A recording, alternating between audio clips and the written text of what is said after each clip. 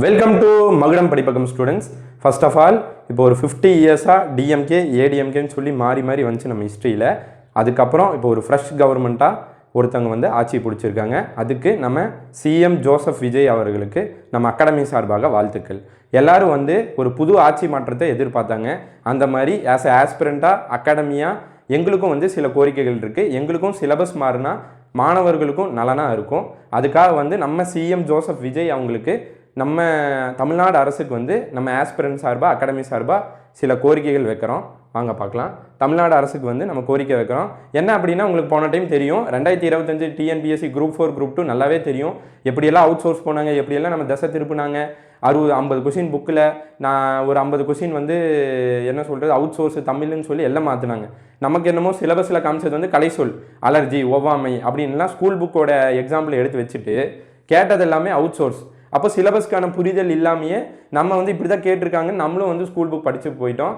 அங்கே போனால் நிறைய ஸ்டூடெண்ட்ஸ் வந்து அஃபெக்ட் பண்ணோம். போன கவர்மெண்ட் இருக்கிறப்ப நம்ம நிறைய கோரிக்கைகள் வச்சாங்க. அகாடமி சார்பாக, ஸ்டூடெண்ட் சார்பாக நிறைய கோரிக்கைகள், சென்னை போய் நிறைய போராட்டங்கள், இத்தனையும் நடந்து கூட அவங்க வந்து செவி சாய்க்கல. இப்போ வந்து ஆட்சி மாற்றம் நடந்திருக்கு.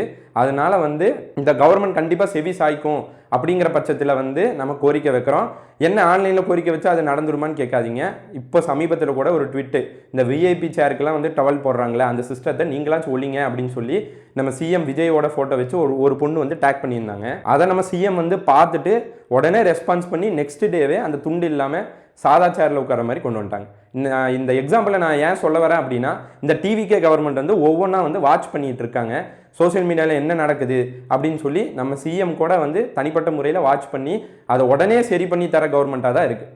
போன இது மாதிரி இல்லாமல் நம்ம கோரிக்கைகளை உடனே கேட்கக்கூடிய கவர்மெண்ட்டாக இருக்குது. நம்ம வேலை என்னென்னா எல்லாரும் ஒன்று கூடணும். ஓகே, யூனிட்டி இஸ் ஸ்ட்ரென்த்துன்னு சொல்லுவாங்க. அந்த மாதிரி எல்லாம் ஒன்று கூடுனா மட்டும்தான் நம்மளுடைய கோரிக்கைகள் வந்து அங்கே போய் ரீச் ஆகும். கண்டிப்பாக கேட்பாங்க, கண்டிப்பாக சிலபஸ் மாறும். நம்ம நம்பிக்கையோடு இருக்கலாம். நமக்கு இப்போ என்ன அப்படின்னா, ஜிஎஸ் நமக்கு பிரச்சனையே இல்லைங்க. ஜிஎஸ் வந்து ஜிஎஸ் ப்ளஸ் மேக்ஸ் 75 + 25 இருக்குது. அது நமக்கு கவலையே இல்லை. இப்போ பாலிட்டி தான். அது நீங்கள் என்ன மாற்றினாலும் டிபிஎஸ்பின்னா டிபிஎஸ்பி தான். என்ன சிலபஸ் மாற்றினாலும் நமக்கு பிரச்சனை இல்லை. இப்போ அது தொடரும் தேவையில்லை. மேக்ஸும் பிரச்சனை இல்லை. ஏன்னா அது வந்து நம்மளுடைய அறிவு திறமையை வந்து கால்குலேட் பண்ணுற மாதிரி இருக்குது. அதனால வந்து அது நமக்கு வந்து ஒன்றும் பிரச்சனை கிடையாது. இந்த 100 ஒதுக்கி வச்சுருங்க. இது ஆஸ் ஆஃப் ஆல் அப்படியே இருக்கட்டும். இந்த 100க்கு வாங்க. இந்த தமிழ் 100 தான் இப்போ நமக்கு ரொம்ப பிரச்சனையாக இருக்குது. தமிழ் படிக்கவே பயப்படுறாங்க. இப்போ என்னதான் இருந்தாலும் நம்ம மனப்பாட பகுதிகள் நடத்துகிறோம். நிறைய ஸ்டூடெண்ட்ஸ் வந்து மனப்பாட பகுதிகளில் படிக்கிறாங்க. நம்ம ஈஸியாக பண்ணி கொடுத்துட்ருக்கோம். நம்ம பேட்சை கொண்டு போயிட்டுருக்கோம். இருந்தாலும் கூட அது நம்ம ஜெராக்ஸ் போட்டு படிக்க வந்து நிறைய பசங்க கஷ்டப்படுறாங்க. நம்ம பிடிஎஃப் டவுன்லோடுக்கே கொடுத்துட்றோம். அவங்க ஃபைல்லே வச்சு டவுன்லோட் பண்ணி படிச்சுக்கலாம். இருந்தாலும் ஜெராக்ஸ் போட கஷ்டப்படுறாங்க. படிக்க வந்து ரொம்ப இது பண்ணுறாங்க. நம்ம ஈஸியாக கொடுத்தாலும் கூட அவங்களுக்கு வந்து ரொம்ப வந்து இதுவே வேஸ்ட்டாக இழுக்குது. தமிழ் படிக்க ஆரம்பித்தா நம்மளால் வந்து ஜிஎஸ் படிக்க முடியல. ஏன்னா ஜிஎஸ் நிறைய அவுட் சோர்ஸ் கேட்குறீங்க. அப்போ ஜிஎஸ் நிறைய அவுட் சோர்ஸ் கேட்குறப்ப ஜிஎஸ்க்கு டைம் ஸ்பெண்ட் பண்ணுறப்ப நமக்கு தமிழுக்கு டைம் இல்லை. இந்த மாதிரி வந்து நம்ம படிக்கவே டைம் இல்லாமல், ரிவைஸ் பண்ண ப்ராப்பராக டைம் இல்லாமல் நிறைய வந்து ஸ்ட்ரகிள்ஸ் இருக்குது. இப்போ போன எக்ஸாம்ஸ் எல்லாம் பார்த்தீங்க அப்படின்னு வச்சுக்கோங்களேன், என்ன வந்து நீங்கள் அவுட் சோர்ஸ் கேட்குறாங்க, அது கேட்குறாங்க. இப்போது வந்து அதனால என்ன ஆகிடப்போகுது, ஒரு 40 மார்க் தானே நீங்கள் சொல்கிறீங்க. இப்போ அந்த 60 வந்து ஸ்கூல் புக்கில் வருது, எல்லோரும் அடிச்சிட்றாங்கன்னு வச்சுக்கோங்க. இந்த 40 இருக்குது தமிழில், ஜிஎஸ் மேக்ஸ் விட்ருங்க. இந்த 40 இருக்கிற பட்சத்தில் நிறைய பேர் ஃப்ளூக்கில் அடித்து கூட இந்த 40க்கு மேக்ஸிமம் மார்க் யார் எடுத்தாங்களோ அவங்க வேலைக்கு போயிட்டாங்க. இது எப்படி நியாயமாக இருக்க முடியும் சொல்லுங்கள்? இப்போ வந்து நம்ம பெரிய பெரிய யூபிஎஸ்சி எக்ஸாமுக்கு பாலிட்டினா லக்ஷ்மிகாந்த் அப்படின்னு சொல்லி ஒவ்வொன்றுக்கும் ஒரு சோர்ஸ் புக் வந்துடுது.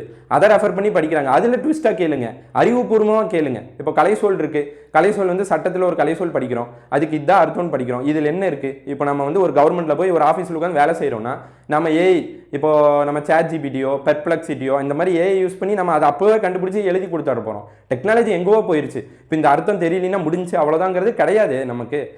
நீங்கள் அந்த அர்த்தம் பார்த்தீங்கன்னா அதுக்கு ஆன்சர் என்ன பார்த்து நீங்கள் வந்து அப்ளை பண்ணி என்ன டாக்குமெண்ட்ஸ் நீங்கள் கவர்மெண்ட் ஆஃபீஸில் மூவ் பண்ணணுனாலும் ஏஐ வச்சு யூஸ் பண்ணி போயிடலாம். டெக்னாலஜி எங்கேயோ போயிட்டுருக்கு. இப்போ இந்த அர்த்தத்தை படிக்கிறதுனால வந்து புரிஞ்சு படிக்க போகிறோமா? கிடையாது. நம்மளே வந்து ஷார்ட்கட்டை போட்டு கொடுக்குறோம். யாரும் புரிஞ்சு படிக்க போகிறது கிடையாது. இதனால வந்து ஒரு 0 நாலேஜ் தான். அதுக்கு ஆப்டிடியூட் ரிலேட்டடாக நிறைய வைக்கலாம். ஜிஎஸ் ரிலேட்டடாக, ஜிகே ரிலேட்டடாக, பாலிட்டி ரிலேட்டடாக, சட்டசபை ரிலேட்டடாக அந்த மாதிரி கேட்டால் கூட ஒரு அறிவுபூர்வமாக இருக்கும். இந்த 40 மார்க் வந்து ஒரு லாட்ரி கேம் மாதிரி போய்கிட்டே இருக்குது. இந்த பிரச்சனையில் இந்த 40ல் மேக்ஸிமம் எடுக்கிறவங்க ஸ்கோர் பண்ணி உள்ளே போகிறாங்க. மீதி எல்லாரும் பாதிக்கப்படுறாங்க. இன்னொன்று வேகன்சியும் கம்மியாக இருக்குது நமக்கு. ஓகேங்களா? இப்போ வேகன்சி 6000 5000 வேகன்சி வைக்கிறப்ப ஒரு கட் ஆஃப் 180னா ஒரு 170 வர வரைக்கும் ஒருத்தன் வந்து பாஸ் ஆகி போயிடுறான். 169க்கு வேலை கிடைக்கல. அப்போனா அவன் வந்து திறமை இல்லாதவன் நம்ம சொல்லவே முடியாது. அவனும் திறமையானவன் தான், ஆனால் வாய்ப்பு கிடைக்கல, அதுக்கான இடம் அவனுக்கு கிடைக்கல. வேகன்சிஸும் அதிகரிக்கணும், அதுதான் நம்ம கோரிக்கையாக வைக்கிறோம். கவர்மெண்ட் டிவிகே கவர்மெண்ட் வந்து நிறைய வந்து அவங்க அறிக்கையிலையும் கொடுத்துருந்தாங்க, கண்டிப்பாக பண்ணுவாங்க, கண்டிப்பாக அவங்க வாட்ச் பண்ணிட்டு தான் இருப்பாங்க. நீங்கள் டிவிகே சார்ந்தவங்களாக இருந்தாலும் இந்த வீடியோஸை ஷேர் பண்ணுங்கள், ஓகேவா? இப்போ நம்ம தமிழ்நாடு அரசுக்கு வந்து சிலபஸ் என்னெல்லாம் சேஞ்ச் பண்ணலாங்கிற ஒரு கோரிக்கையை நம்ம இங்கே லிஸ்ட் அவுட் பண்ணியிருக்கேன், பார்த்துக்குங்க. ஃபஸ்ட்டு வந்து தமிழ் எலிஜிபிலிட்டியாக மாற்றிடலாம். ஏன்னா ஜிஎஸ் வந்து நீங்கள் நிறைய அவுட் சோர்ஸ் கேட்குறீங்க. இப்போ ஜிஎஸ் படிக்கிறதுக்கு எனக்கு டைம் பத்தல. ஸ்கூல் புக் படிக்கணும், அவுட் சோர்ஸ் படிக்கணும், அது இப்போ பழைய கொஸ்டின் பேப்பர் பார்க்கணும். அப்போ இந்த ஜிஎஸ் மேக்ஸ் ப்ரிப்பேர் பண்ணுறதுக்கான டைமே ரொம்ப லாங்காக இருக்குது. அப்படிங்கிற பட்சத்தில் இப்போ நம்ம தமிழ் வந்து எலிஜிபிலிட்டியாக மாற்றிடலாம். ஏன்னா 10th எல்லாரும் வந்து தமிழ் படிச்சிருக்கீங்க, ஒரு சப்ஜெக்டாக தமிழ் படிச்சிருக்கோம், 12th ஒரு சப்ஜெக்டாக தமிழ் படிச்சிருக்கோம், யாரும் தமிழ் தெரியாமல் இல்லை. இது வந்து எலிஜிபிலிட்டியாக மாற்றிட்டான் அப்படின்னா ஈஸியாக போயிடும். இன்னொன்று வந்து கொஷின் தரம் வந்து இப்போ வந்து 10th-னா 10th லெவல் ஆஃப் எக்ஸாம் தான் இருக்கணும். குரூப் 4 10th லெவல், அது வந்து ரொம்ப வந்து 10th லெவல்னு சொல்லிட்டு அதை டிகிரி லெவல், டிகிரி தாண்டி 1950 புக்கு 60 புக்குன்னு வைக்கிறது வந்து நியாயமே கிடையாது. இது கிராமப்புற மாணவர்கள் வந்து ரொம்ப கஷ்டப்படுறாங்க. ஆஸ்பிரண்ட்டு அகாடமியாக நாங்களும் வந்து ஒரு கிராமத்துலேருந்து படித்து வரவங்க தான். நாங்கள் படிச்சுட்டு இருக்கிறப்ப என்னென்ன இஷ்யூவெல்லாம் ஃபேஸ் பண்ணுங்கிறது எங்களுக்கு நல்லாவே தெரியும். இந்த கிராமப்புற மாணவர்களுடைய குரலாகவும் நாங்கள் சொல்கிறோம், ஓகேவா? இது எலிஜிபிலிட்டியாக நீங்கள் வச்சுட்டீங்க அப்படின்னா 40 50 எடுத்தால் அடுத்த பேப்பரை வந்து ஜிஎஸும் மேக்ஸும் கரெக்ட் பண்ணுவோம் அப்படின்னு சொல்லி வச்சுட்டா கூட ஈஸியாக தான் இருக்கும். இது ஒரு மெத்தடாக நம்ம பார்க்கலாம். நெக்ஸ்ட் எப்படின்னா சேம் சிலபஸ் தான், இதே சேம் சிலபஸ் வச்சுக்கலாங்க. ஆனால் வந்து ஒன்லி ஸ்கூல் புக்லேருந்து தான் கேட்கணும். இதே சிலபஸ் நீங்கள் வச்சுக்குங்க, ஆனால் வந்து எங்களுக்கு ஸ்கூல் புக்கில் தான் கேட்போம். ஏன்னா போன டைம் வந்து ஸ்கூல் புக்லேருந்து எக்ஸாம்பிள் கொடுத்துட்டு நம்மளை திசை திருப்பி விட்டுட்டாங்க. அப்படி இல்லாமல் முழுக்க முழுக்க ஸ்கூல் புக்கு, அதுவும் வந்து சிலபஸ் சேமாக இருந்தால் கூட ஓகே தான். இப்போ இந்த 2வது பாயிண்டில் என்ன சிக்கல் இருக்குது அப்படின்னா, இப்போ நம்ம சேம் சிலபஸ் இருந்தால் கூட இப்போ கலைச்சொல்ல சில டிபார்ட்மெண்ட்ஸ் இருக்குது, அந்த டிபார்ட்மெண்ட் வந்து நம்ம ஸ்கூல் புக்கில் எங்கேயும் இல்லை. அப்படிங்கிறப்ப பார்த்தா இந்த 2வது பாயிண்ட்டுக்கு நமக்கு கொஞ்சம் சிக்கல் தான்.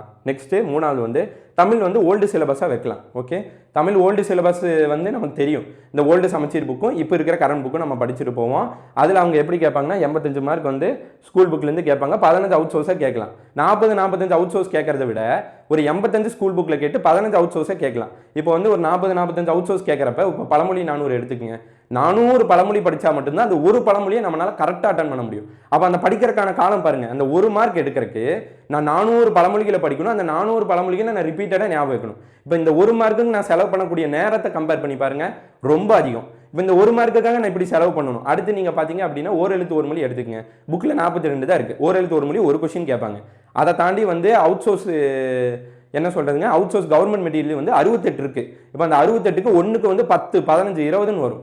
இப்போ இந்த 68 படிக்கணும், இந்த 42 படிக்கணும். எதுக்கு? அந்த 1 மார்க்குக்கு. இத்தனைக்கும் அது ஒரு டைம் படித்தா நிற்காது, திரும்ப ரிவைஸ் பண்ணணும், திரும்ப நம்ம மைண்டில் ஏற்றணும். அந்த 1 மார்க்குக்கு நம்ம எடுக்கிற நேரம் அது எப்படிப்பட்டதுன்னு பார்த்துக்குங்க. அப்போ நம்ம அந்த ஒவ்வொரு மார்க்கும் நம்ம பொறுக்கி இந்த அளவுக்கு நம்ம டைம் கொண்டு போனோம் அப்படின்னா எப்படி நம்மளால அந்த சிலபஸை கவர் பண்ண முடியும்? அதை தாண்டி எப்படி நம்ம ஜிஎஸை படித்து ஃபோக்கஸ் பண்ண முடியும்? ஓகேவா? இது ஒரு பிரச்சனையாக இருக்குது. அதனால் நமக்கு ஓல்டு சிலபஸும் கொடுத்துருங்க, தமிழ் ஓல்டு சிலபஸ் கொடுத்துட்டு ஓல்டு சிலபஸும் வந்து ஸ்கூல் புக்லேருந்து தான் கேட்போம் அப்படிங்கிற மாதிரி வச்சுக்கலாம். இந்த பழைய 2024 குரூப் 4 எடுத்து பார்த்தீங்கன்னா இந்த மாதிரி தான் இருக்கும். 85 + 15ன்னு பிரிச்சிருவாங்க. அப்படி நீங்கள் கேட்டுட்டு போயிடலாம். இந்த 15 ஒரு வெளியே கேட்டுட்டு போயிடலாம். இல்லைனா இலக்கணமும் இலக்கியமும் சேர்த்து வைக்கலாம், அந்த மாதிரி கூட பண்ணலாம்.